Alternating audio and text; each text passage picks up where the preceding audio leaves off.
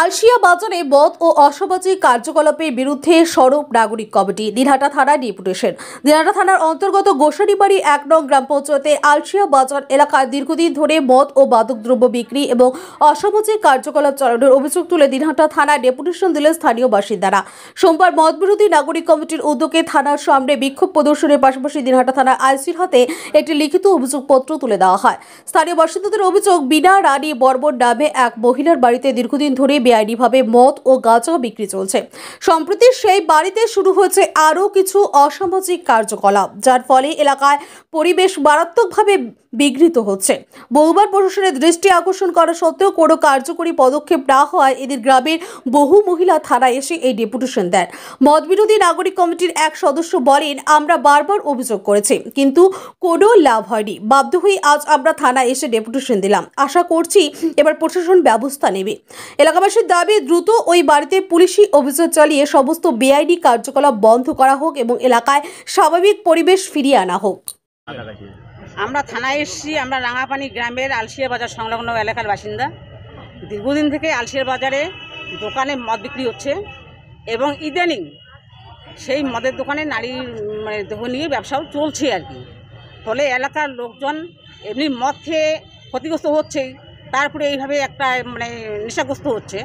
ফলে এর বিরুদ্ধে আমরা ওখানকার নাগরিক মহিলা মিলে সেই দোকানে যাই এবং অনুরোধ করি যে এই সমস্ত অসামাজিক কাজ বন্ধ করতে। ফলে উনি বন্ধ তো করেন, এই বেপরোয়া হয়ে ওরা উল্টে আমাদের নামে কেস করার কথা বলছে।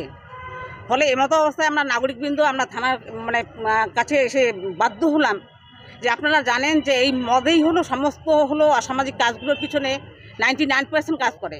আপনি যে কোনো নারী ধর্ষণ, নারী নির্যাতন বলুন, এই মদেই এই সমস্ত কাজের মূল উৎস। ফলে মদ বন্ধ করতে হবে, সেখানে এই উদ্দেশ্য নিয়ে আমরা থানায় এসেছি। লিখিতভাবে গ্রাম পঞ্চায়েত প্রধানকে জানিয়েছিলেন এর আগে?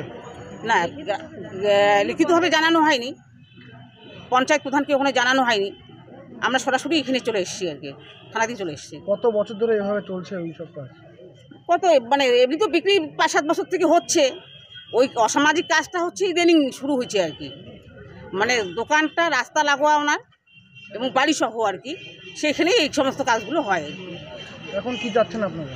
আমরা চাচ্ছি ওখানে ওই যে মদ বিক্রি করে এবং অসামাজিক কাজগুলো করে তাকে অবিলম্বে অ্যারেস্ট করে তাকে দৃষ্টান্তমূলক শাস্তি দিতে হবে এবং যাতে এইভাবে আর অন্য কোনো লোক সেখানে দোকান দিতে না পারে। আশ্বাস দিল পুলিশ? কি জানালো? পুলিশ বললো যে আমরা ঠিক আছে, আমরা ওই মহিলাকে অ্যারেস্ট করবো আর কি, এই আশ্বাস দিলেন ওনা।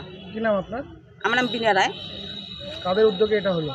এটা তো ওখানকার নাগরিক কমিটির উদ্যোগে হলো আর কি। আকাশ ছোঁয়া ইটের দাম বাড়ি তৈরিতে দিচ্ছে বাধা? তবে ইট কেন, সিমেন্ট ব্লকে তৈরি করুন, খরচ হবে আধা।